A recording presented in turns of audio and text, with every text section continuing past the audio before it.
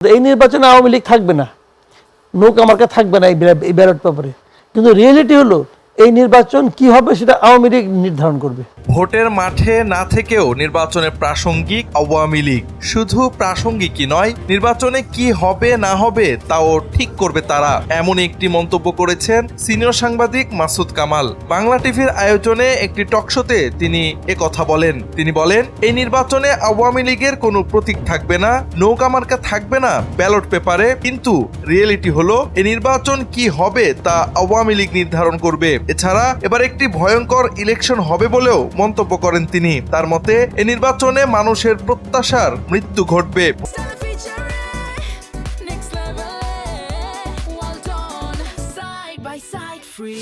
Voter উপস্থিতি কম হতে পারে, আবার সহিংসতাও হতে পারে, তবে এটি নির্ভর করবে শেষ পর্যন্ত আওয়ামী লীগ কি সিদ্ধান্ত নেবে তার উপর।